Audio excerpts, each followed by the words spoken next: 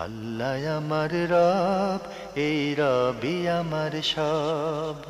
দামে দামে তন মনে তারি অনুভব। তোমার দুনিয়াতে আমি যেদিকে তাকাই, অথই নিয়ামতে ডুবে আছি সবাই। পাক পাখালির গানে শুনি তসবি কলো রব, তসবি কলো রব। আল্লাহ আমার রব, এই রবি আসসালামু আলাইকুম, আলহামদুলিল্লাহ, আসসালাতু ওয়াসসালামু আলা রাসূলিল্লাহ। প্রিয় দর্শক, আপনারা যারা দেশে আছেন প্রবাসে, সবাইকে জানাই অনেক অনেক প্রীতি ও শুভেচ্ছা। শুরু হল এনটিভি আয়োজিত অনুষ্ঠান আপনার জিজ্ঞাসা। আপনাদের সাথে আছি আমি জয়নুল আবেদিন আজাদ। আর আপনাদের মনোজাগা প্রশ্নের জিজ্ঞাসার জবাব দিচ্ছেন বিশিষ্ট আলেম ডক্টর মোহাম্মদ সাইফুল্লাহ। আসসালামু আলাইকুম ওয়া রাহমাতুল্লাহি ওয়া বারাকাতুহু। প্রিয় দর্শক, চলুন তাহলে জিজ্ঞাসার জগতে। শুরুতে একটি ইমেল পাঠিয়েছেন আবুল কাশেম জামালপুর থেকে। লিখেছেন, আমাদের এলাকায় যারা কোরবানি দেন তারা গোস্তগুলোকে 3 ভাগে করে 2 ভাগ বাড়িতে নিয়ে আসেন আর একটি ভাগ সামাজিকভাবে এক জায়গায় জমা করেন। আবার সেই জমাকৃত গোস্ত সমাজে সবার মাঝে বন্টন করে থাকেন। এখানে প্রশ্ন হলো, সমাজে যারা কোরবানি দেন তারাও আবার এখান থেকে গোস্ত নিয়ে থাকেন, এটা কি জায়েজ হবে? এই বন্টন প্রক্রিয়াটা না জায়েজের মাসালা আসবে না, এটা জায়েজ বিষয়, কারণ কোরবানি গোশত এটা এটা এমনিতেই জায়েজ। বাকি এই ক্ষেত্রে যেহেতু 3 ভাগের 1 ভাগ করা হয়েছে ফকির মিসকিনদের জন্য অথবা এলাকায় সমাজের যারা কোরবানি দেয়নি তাদের জন্য, মানে এটার উত্তম বন্টন পদ্ধতি হচ্ছে মানে যে তাকসিমটা হাসান উত্তম, এটা শরিয়ার মানে মূল দাবির সাথে মানে সঙ্গতিপূর্ণ এবং কোরবানির চেতনার সাথে যেটি মানে খুবই গুরুত্বপূর্ণ, সেটা হচ্ছে এই 3 ভাগের 1 ভাগ যারা কোরবানি করেনি এবার যারা ফকির মিসকিন আছে তাদের মধ্যে বন্টন করে দিবে। কারণ এই ব্যক্তির কাছ থেকে নিয়ে ওই ব্যক্তির কাছে রিটার্ন করা, এটা বন্টনের সুন্দর কোনো প্রক্রিয়া হলো না। এজন্য তাদের এই কাজটা উত্তম নয়, সুন্দর হয়নি। যেহেতু 3 ভাগের 1 ভাগ নির্ধারণ করা হয়েছে ফকির মিসকিনদের জন্য। আল্লাহ সুবহানাহু ওয়া তাআলা কোরআনে কারীমে সূরা আল হজ্জের মধ্যে কথা বলেছেন, ওয়া আত'ইমুল বাঈসাল ফাকির, দুস্থ এবং ফকির যারা আছে তাদেরকে এখান থেকে খাওয়াও, তোমরাও খাও তাদেরকে খাওয়াও। সেখান থেকে এটা হচ্ছে আল বাঈস আল ফাকির, মানে দুস্থ অভাবী সংকটাপন্ন যারা আছে তাদের জন্য যেহেতু এই অংশটুকু, সুতরাং আপনি ভাগ করে দিয়ে আবার আপনি এখান থেকে রিটার্ন কেন পাচ্ছেন? এই রিটার্নটুকু সঠিক নয় তাকসিমের দিক থেকে, কিন্তু এটি নাজায়েজ বা নিষিদ্ধ বিষয় নয়। জি, জামালপুরের এই ভাইয়ের প্রশ্ন থেকে আমার মধ্যে একটি প্রশ্ন জেগেছে। এনারা নতুন একটি পদ্ধতি আবিষ্কার করলেন। কোরবানির গোশত বন্টনের কি মুস্তাহাব বা উত্তম কোনো পদ্ধতি নেই? আমরা সেটা অনুসরণ করছি না কেন? আব্দুল্লাহ ইবনে আব্বাস রাদিয়াল্লাহু আনহু বর্ণিত কোরবানি গোশত বন্টনের পদ্ধতি হচ্ছে যে যিনি কোরবানি দিবেন তিনি 3 ভাগ করবেন। 3 ভাগ করে তিনি নিজের জন্য, পরিবারের জন্য যতটুকু প্রয়োজন, মানে 3 ভাগের 1 ভাগ অথবা যদি কিছু বেশি হয় বেশিও রাখতে পারবেন, জায়েজ আছে। আর বাকি আত্মীয় স্বজনদের মধ্যে একটা অংশ বন্টন করবেন। 1 ভাগ আত্মীয় স্বজনদের মধ্যে বন্টন করবেন, আরেক ভাগ ফকির মিসকিনদের মধ্যে বন্টন করবেন। এই ভাগের জন্য শর্ত নয় যে এটা 1/3 হইতে হবে, মানে 3টা ভাগ হবে, প্রয়োজন অনুযায়ী ভাগের মধ্যে কম বেশি হবে। এটা হচ্ছে ইসলামী পদ্ধতি। বাকি এই পদ্ধতি তারা আবিষ্কার করেছেন সামাজিকভাবে, যেটা ইসলামী পদ্ধতির সাথে কিছুটা, মানে ইসলামী পদ্ধতির মধ্যে তো সামাজিক বিষয় রয়ে গেছে, সবই সেখানে ইনক্লুডেড হয়ে গেছে। না, ওইটা যেহেতু মানে 3 ভাগ করার কথা বলা হয়েছে, সেখানে তো অবশ্যই ফকির মিসকিন যারা আছে, যারা কোরবানি করে না, তারা এর মধ্যে অন্তর্ভুক্ত হবে। আরেকটি বিষয় আছে যেটা, সেটা হলো ইসলামী পদ্ধতির মধ্যে একটা বিষয় আছে, যেমন আপনার কোনো আত্মীয়, আপনি হয়তো তাকে একটু বেশি দিবেন, মানে কারণ আপনার আত্মীয় তো আপনিই ছিলেন, আপনার আত্মীয় তো অন্যরা ছিলেন না, তার প্রয়োজন সম্পর্কে আপনি জানেন, তাকে বেশি দেওয়ার প্রয়োজন রয়েছে, কিন্তু সেটা তো আর মানে সমাজের মানুষ বা বাইরের লোক বুঝবে না। মানে এটা ইসলামী পদ্ধতির মধ্যে আত্মীয়তার সম্পর্কের বিষয়টি অত্যন্ত গুরুত্বপূর্ণ। বাকি এই যে সিস্টেমটা আবিষ্কার করছে, এই সিস্টেমের মধ্যে আত্মীয়তার সম্পর্ক ব্যাহত হবে কীভাবে? সেটা হচ্ছে সামাজিকভাবে দেওয়া হলে এই আত্মীয় আপনার মনে করবে যে এটা তো সমাজের লোকেরা করে দিয়েছে, ব্যাহত হয়েছে বলে তো প্রশ্ন জেগেছে, প্রশ্ন জেগেছে বলে তো প্রশ্ন করা হয়েছে। জি, সম্ভবত এই কারণে হতে পারে, আমি জানি না। কিন্তু বাকি যে কথা সেটা হচ্ছে মানে সমাজের লোকেরা, ওই লোক মনে করবে, আত্মীয় মনে করবে যে এটা তো ওই লোক দেয় নাই, এটা সমাজ দিয়েছে, সমাজ দিয়েছে। সুতরাং এটা সম্পর্কটা এখানে সমুন্নত হলো না, সুন্দর হবে না। এটা খুবই ইম্পর্টেন্ট একটি বিষয়। জি, আমরা জানলাম বিষয়টি সম্পর্কে। প্রিয় দর্শক, আমাদের হাতে আরও একটি ইমেল পাঠিয়েছেন মোহাম্মদ আনোয়ার হোসেন, কুমিল্লার মনোহরগঞ্জ থেকে লিখেছেন, আমি আমার দোকান ভাড়ার টাকা যদি বিকাশ অ্যাকাউন্টে জমিয়ে রাখি, যেমন 1 লক্ষ টাকা বা তার অধিক পরিমাণ টাকা, তাহলে এতে কি কোনো সুদের সাথে সম্পৃক্ত হবে? আর আমি এই বিকাশ থেকে টাকা যদি উত্তোলন করে আমার বাবার জন্য সদকা জারিয়া করি, তাহলে কি জায়েজ হবে? জানাবেন। বিকাশ যদি সুদ দেয় তাহলে সুদ হবে, সুদ হবে কেন? সুদ না দিলে সুদ হবে কেন? সুদ না হলে সুদ হবে কেন? তার এখন কি আর সুদ না, সে টাকা উত্তোলন করে বাবার জন্য সদকা জারিয়া করলে সেটা জায়েজ হবে? এই প্রশ্নের মধ্যে আপনি কোনো কিছু বুঝে পেয়েছেন কিনা? আমি দেখি যে এটা তো কোনো প্রশ্নই দেখি না এর মধ্যে।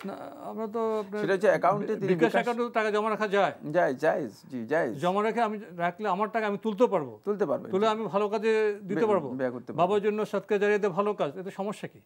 আমি এখানে কোনো প্রশ্ন দেখি না আর কি। কারণ হচ্ছে বিকাশ অ্যাকাউন্টে যদি আপনাকে সুদ দেয়, তাহলে সুদটুকু আপনার জন্য জায়েজ নেই, সেটা আপনার খেয়াল রাখতে হবে। সুদটুকু আপনার জন্য জায়েজ হবে না, সুদ দিয়ে আপনি সদকা জারিয়া করতে পারবেন না, সুদ দিয়ে আপনি জনকল্যাণমূলক কাজ করতে পারবেন।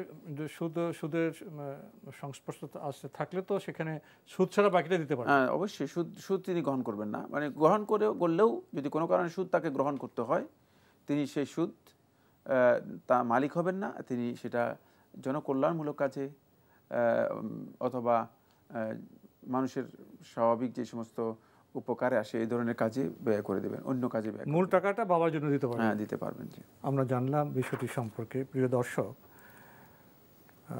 বিচিত্র পৃথিবী, বিচিত্র জগৎ, বিচিত্র মানুষ, বিচিত্র প্রশ্ন, আজকে নতুন ধরনের একটি বিষয় পেলাম। জি, জি। আমাদের এক ভাই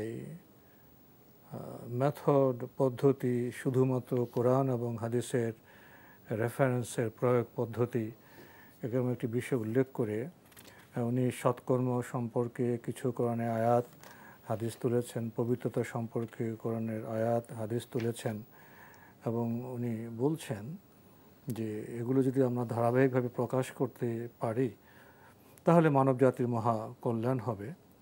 তো আমরা আপনার সামনে পেশ করি। জি, জি। উনি সৎকর্ম সম্পর্কে কিছু নমুনা পেশ করেছেন। এক, কোট করেছেন, অবশ্যই যারা ঈমান এনেছে ও সৎকর্ম করেছে তারাই সৃষ্টির সেরা, আল কোরআন সূরা বাইনা 7। 2, যারা ঈমান আনে ও সৎকর্ম করে তাদের জন্য রয়েছে ক্ষমা ও সম্মানজনক জীবিকা, আল কোরআন সূরা হজ আয়াত 50। যারা ঈমান আনে ও সৎকর্ম করে তারা জান্নাতে যাবে, আল কোরআন সূরা নিসা আয়াত 57। যারা ঈমান আনে ও সৎকর্ম করে তারা জান্নাতে প্রবেশ করবে, তারা যা চাইবে তাদের প্রতিপালকের নিকট তাই পাবে, আল কোরআন সূরা শুরা আয়াত 22। আজকে আমরা আপাতত এই 4টি আয়াতের মধ্যে থাকি। তো এগুলি বলছেন যে এগুলো প্রকাশ করলে, প্রচার হলে মানব জাতির কল্যাণ হবে। এগুলো ঈমানের দাবি, ঈমান এবং ইসলামের দাবি। উনি হয়তো মনে নতুন জেনেছেন আর কি, না প্রশ্নই আসে না। এগুলো জানাতে চাচ্ছেন মানুষকে, ঈমান এবং ইসলামের দাবি জানাতে পারেন, কোনো অসুবিধা নেই, জানাতে পারেন, এগুলো প্রচার আমরাও জানিয়ে করতে পারেন। হ্যাঁ, জি, এটা খুবই গুরুত্বপূর্ণ বিষয়, প্রশ্ন নয়। এটা কোরআন, এগুলো পবিত্র কোরআনের কিছু আয়াত আপনি মনে করছেন যে সৎকর্ম সম্পর্কে এগুলো জানালে মানুষের কল্যাণ হবে, উপকার হবে, আমরা জানিয়ে দিলাম। জি। প্রিয় দর্শক, আমাদের হাতে একটি চিঠি, এটি পাঠানো হয়েছে মিফতাহুল জান্নাহ মাদ্রাসা, পাটেরবাগ, ঢাকা থেকে। আগের চিঠি। আপনার আরও অনেক প্রশ্ন রয়ে গেছে। আপনি লিখেছেন, ইমানিয়াতের বিষয়গুলোর মধ্যে কি কি আসবে? ইমানিয়াতের মূল বিষয় হচ্ছে 6টি। মূল বিষয় হচ্ছে 6টি। 1 নম্বর বিষয় হচ্ছে আন তুমিনা বিল্লাহ, আল্লাহর প্রতি ঈমান আনা, ওয়া মালাইকাতিহি, আল্লাহর ফেরেশতাদের প্রতি, ওয়া কুতুবিহি, আল্লাহ রাব্বুল আলামিনের পক্ষ থেকে অবতীর্ণ কিতাবের প্রতি, ওয়া রুসুলিহি, এবং রাসূলদের প্রতি, ওয়াল ইয়াউমিল আখির, আখিরাতের প্রতি, ওয়াল কাদিরি খাইরিহি ওয়া শাররিহি, আর তাকদীরের ভালো মন্দের প্রতি। এগুলো হচ্ছে ঈমানিয়াতের মৌলিক বিষয়। ঈমানিয়াতের মৌলিক বিষয় এই 6টির মধ্যেই মূলত ঈমানের মৌলিক যে বিষয়গুলো রয়েছে সেগুলো অন্তর্ভুক্ত। সেগুলোকে আল্লাহ রাসূল সাল্লাল্লাহু আলাইহি ওয়াসাল্লাম সহিহ বুখারী এবং মুসলিম হাদিসের মধ্যে বলেছেন, আল ঈমানু বিদউন ওয়া সাবউনা শু'বাহ। ঈমানের 70-এর অধিক, কোন কোন riwayat-এর মধ্যে রয়েছে সিত্তাতুন, কোন কোন riwayat-এর মধ্যে সাবআতুন, মানে কোন কোন riwayat-এর মধ্যে সাবউনা, মানে ঈমানের 70-এর অধিক, কেউ কেউ 73, 75, 77 এই ধরনের সংখ্যা উল্লেখ করেছেন। শু'বাহ, শাখা প্রশাখা রয়েছে। আ'লাহা, এর সর্বোচ্চ হচ্ছে, আফদালুহা, সর্বশ্রেষ্ঠ হচ্ছে লা ইলাহা ইল্লাল্লাহ, তাওহীদকে বাস্তবায়ন করা নিজের জীবনে, তাওহীদকে নিজের জীবনে পরিপূর্ণরূপে বাস্তবায়ন করা। ওয়া আদনাহা, আর এর সবচেয়ে ছোট মানে যে শু'বাহ, যে শাখা, সেটা হচ্ছে ইমাতাতুল আযা আনিত তরিক, রাস্তা থেকে, মানুষের চলাচলের রাস্তা থেকে কষ্টদায়ক জিনিস দূর করা। সুতরাং এটা, এই সবগুলোই কিন্তু ইমানিয়াতের মধ্যে অন্তর্ভুক্ত। যেহেতু রাসূলুল্লাহ সাল্লাল্লাহু আলাইহি ওয়াসাল্লাম বলেছেন, এটা আমি নিজে তৈরি করে কিছু বলছি না, মানে এর মধ্যে অনেকগুলো বিষয় রয়েছে। ফলে এই বিষয়ের উপর ইমাম বাইহাকী রাহমাতুল্লাহ একটি কিতাব লিখেছেন, কিতাব শুআবুল ঈমান, হাদিসের রিওয়ায়াতের মাধ্যমে। মানে এই সবগুলো বিষয় আপনাকে জানতে হবে, এই সবগুলো বিষয় আপনাকে জানতে হবে। এগুলোর প্রত্যেকটির সাথেই মূলত ঈমানের সম্পর্ক রয়েছে, এগুলোর প্রত্যেকটির সাথে ঈমানের সম্পর্ক রয়েছে। তাই মানে এটা মানে একটা শর্ট এক কথায় আমরা এর কি দিতে পারবো না, উত্তর দিতে পারবো না, এক কথার বিষয় নয় এগুলো। এই বিষয়গুলো যদি আমরা জানি, তাহলে আমরা নিজেদের ঈমানকে পরিপূর্ণ করতে পারব। অনেক পুরুষ আছেন আমাদের সমাজে যারা নিজেদের একটি মাযহাবের অনুসারী বলে দাবি করেন, কিন্তু তারা বেদাত সহ অন্যান্য অনেক কুধারণা, প্রচলিত কুসংস্কার মেনে চলেন, এমনকি অনেক ছোট শিরকও করেন। কেউ কেউ পীর ধরাকে জরুরি মনে করেন, যা কিনা সেই মাযহাবে থাকার প্রশ্নে আসে না। এসব লোকেরা তাদের স্ত্রীকে সহিহ হাদিস অনুযায়ী সালাত পড়তে দেখলে ও 14 শাবানের দিবাগত রাতে ইবাদত করতে না দেখলে তাদের সাথে দুর্ব্যবহার করেন, তুচ্ছ তাচ্ছিল্য করেন, কটূক্তি করেন, সম্পর্ক খারাপ হয় দুজনের। এক্ষেত্রে কি করণীয় স্ত্রীর? স্ত্রীর জন্য প্রথম ওয়াজিব হচ্ছে স্বামীর সাথে সেখানে কোনো ধরনের কনফ্লিকশনে না যাওয়া, দ্বন্দ্বে না যাওয়া। যদি সেটা নফল ইবাদত হয়, নফল ইবাদতের জন্য দ্বন্দ্বে যাওয়ার কোনো প্রয়োজন নেই। মানে স্বামীকে এ নিয়ে তিরস্কার করা আর স্বামী স্ত্রীকে তিরস্কার করা কি, সেটা ওই 14 শাবান ইবাদত দিয়ে, মানে এটা মানে নির্বোধের কাজ। 14 শাবানের ইবাদত নিয়ে প্রশ্নই আসে না। সুতরাং এখানে কনফ্লিকশনে যাওয়া, অপ্রয়োজনীয় কাজে নিজেকে ইনভলভ না করাটাই হচ্ছে ইমানদার ব্যক্তিদের কাজ। এটা ইসলাম এর সৌন্দর্যের পরিচয় বহন করে, ইসলামের সৌন্দর্যের পরিচয় বহন করে। এটা প্রথম বললাম, কোনো ধরনের কনফ্লিকশনে তার সাথে না যাওয়া। দ্বিতীয় কাজ হচ্ছে যেটা, সেটা হলো মাযহাবের সাথে সামান্যতম কোনো সম্পর্ক নেই। মাযহাব কোনো বেদাত এলাও করে না, কোনো মাযহাবের মধ্যে কোনো বেদাত এলাও করা হয়নি, কোনো মাযহাবের মধ্যে শিরক এলাও করা হয়নি। সেক্ষেত্রে স্বামীর করণীয় হচ্ছে, যদি স্ত্রীর করণীয় হচ্ছে, যদি স্বামী একেবারেই মুনকার গর্হিত কাজ এবং শিরক কুফরি পর্যায়ের কাজ যদি না করে থাকে, তাহলে তাকে শুধুমাত্র নসিহত করা, শুধুমাত্র বলা যে এরকম কথা নিজে না বলে অন্যদের, যেই অন্যান্য আলেমরা তো এরকম বলে, কেউ কোনো কোনো আলেম এই ধরনের বলে, মানে কৌশল অবলম্বন করে কথা বলা। আপনি সুন্দর করে তাকে এই বিষয়গুলো অন্যের মাধ্যমে বোঝানোর জন্য চেষ্টা করেন, অন্যের সূত্র দিয়ে বোঝানোর জন্য চেষ্টা করেন যে এটা এই ধরনের বিষয়, এই ধরনের বিষয়। 3 নম্বর যে পয়েন্টটি, সেটা হচ্ছে আপনি স্বামীর হক এর ব্যাপারে কিঞ্চিত পরিমাণ ত্রুটি বিচ্ছুতি করবেন না। তাহলে দেখবেন যে এগুলো স্বামীর কাছে কি হবে না, এমন বেশি গুরুত্বপূর্ণ বিষয় হবে না। মানে এই কারণকে কেন্দ্র করে যদি আপনি স্বামীর হকই নষ্ট করেন এবং স্বামীর প্রতি আপনার সংক্ষুব্ধতা, স্বামীর প্রতি আপনার একটা অবহেলা, মানে মানে অবজ্ঞা, তুচ্ছ-তাচ্ছিল্য করা, এই ধরনের যদি কোনো কিছু আপনার কাছ থেকে স্বামী বুঝে, তাহলে তিনি মনে করবেন যে মানে এই নফল ইবাদতটাই মূলত এখানে সমস্যা।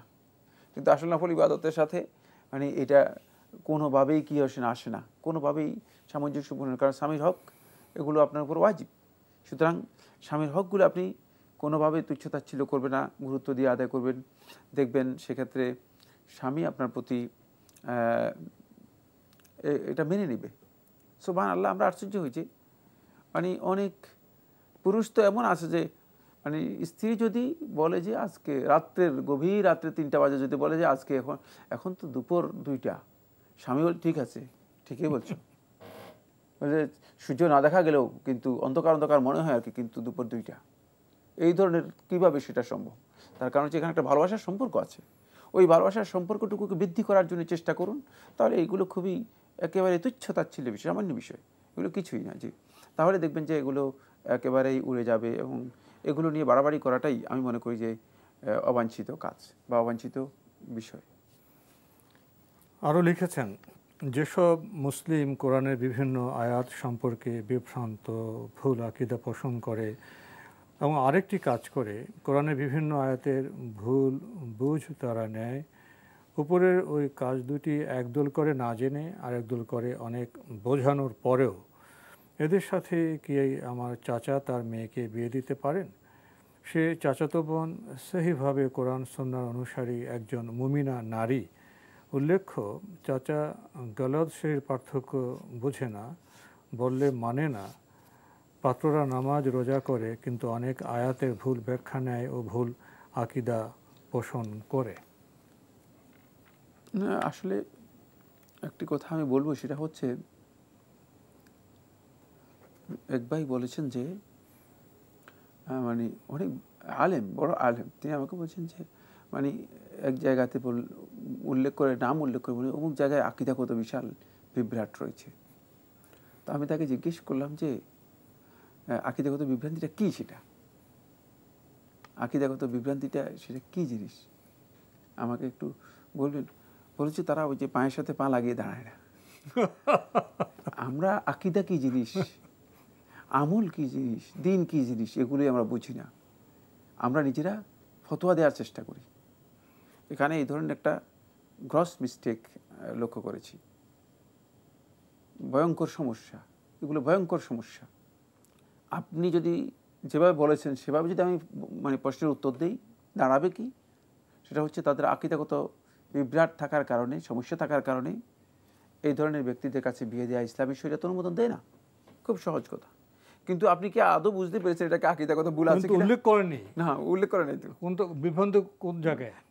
এখন আমাদের এই মানে প্রোগ্রাম থেকে ফতোয়া নিয়ে যদি তিনি বলেন যে মানে ডক্টর সাইফুল্লাহ ফতোয়া দিয়েছেন যে এদের কাছে বিয়ে দেওয়া জায়েজ হবে না, কিন্তু আসলে তিনি কিন্তু এটা উল্লেখ করে নাই। তিনি উল্লেখ করেননি না, যাদের আকীদাগত সমস্যা রয়েছে, কি আকীদা সমস্যা রয়েছে সেটা স্পষ্ট করা দরকার ছিল। আদৌ কি আপনি বুঝেন কিনা কোনটা আকীদাগত সমস্যা, কোনটা আমলি সমস্যা, কোন সমস্যা ইসলাম, কোন সমস্যা ইসলাম মানে গুরুত্ব দেয়, কোন সমস্যাকে মানে সমস্যাই মনে করে না ইসলাম, এগুলো তো জানতে হবে। এই বিষয়গুলো সুনির্দিষ্ট প্রশ্ন আসতে হবে। কিন্তু আপনি যেভাবে উল্লেখ করেছেন, এভাবে উচিত কোনো পিতা তার মানে মেয়েকে এই ধরনের ব্যক্তির কাছে বিয়ে না দেয়া। যেমন কোরআনের ভুল তাবিল করে, ভুল ব্যাখ্যা করে। মানে বাংলাদেশে আপনি এমন কোনো আলেম নাই যে মানে মানে একজন বলতেছে যে অমুকরা কোরআনে কারিমে ভুল ব্যাখ্যা করে, আর ওই গ্রুপের বিপক্ষে বলছে তমুকরা কোরআনে কারিমে ভুল ব্যাখ্যা করে। আরেক উমুক, তিনি বলে যে অমুক তমুক কোরআনের ভুল ব্যাখ্যা করে। আরেকজন উম্মুক যে আছে, সে বলে যে অমুক তমুক উমুক এরাই কোরআনের ভুল ব্যাখ্যা করে। তাহলে এর অর্থ সবাই না, এর অর্থ কোরআনে কারিমে সবাই ভুল ব্যাখ্যা করে। কিন্তু এটার অর্থটা কি? কোনটা ভুল ব্যাখ্যা, কোনটা ভুল ব্যাখ্যা, সেটা স্পষ্ট করে প্রশ্ন করলে তাহলে আমরা বুঝতে পারতাম যে আসলে বিষয়টি কি। জি, তো আজকে আমাদের এখানে শেষ করতে হচ্ছে। আপনাকে অনেক ধন্যবাদ। আপনাকে অসংখ্য ধন্যবাদ। প্রিয় দর্শক, আমরা দেখছিলাম এনটিভি আয়োজিত অনুষ্ঠান আপনার জিজ্ঞাসা। আমাদের অনুষ্ঠান আপনারা এনটিভি অনলাইনেও দেখতে পারবেন। ভিজিট করুন www.ntvbd.com। এছাড়া ইউটিউবে এবং ভেরিফাইড ফেসবুক পেজে অনুষ্ঠান দেখতে পারবেন। আজকে শেষে এসে যে প্রশ্নটা আমরা পেয়েছি, ডক্টর সাইফুল্লাহ হেসে হেসে জবাব দিয়েছেন। এখানে দুঃখ ভারাক্রান্ত হওয়ার মতো বিষয় আছে। আমরা নিজেদের সংশোধনের কথা ভাবি না, নিজেরা কোরআন বোঝার চেষ্টা করি না, অন্যের দোষ ধরি। অন্যের দোষ ধরাটা এটা কি খুব ভালো ব্যাপার, ভালো কাজ? এটা কি কোরআন সম্মত বিষয়? আসুন আমরা আত্মসমালোচনা করি। চিঠি লিখুন, প্রশ্ন পাঠান আমাদের ঠিকানায়। পরিচালক আপনার জিজ্ঞাসা এনটিভি, বিএসসিসি ভবন, ৭ম তলা, ১০২ কাজী নজরুল ইসলাম অ্যাভিনিউ, কারওয়ান বাজার, ঢাকা ১২১৫। ইমেল অ্যাড্রেস আপনার জিজ্ঞাসা @ntbbd.com। প্রিয় দর্শক, মহান আল্লাহ আমাদের সবাইকে নিরাপদে রাখুন শান্তিতে। আসসালামু আলাইকুম। আল্লাহ আমার রব, এই রবি আমার সব, দামে দামে তুন মনে তারি অনুভব। আল্লাহ আমার রব, এই রবি আমার সব।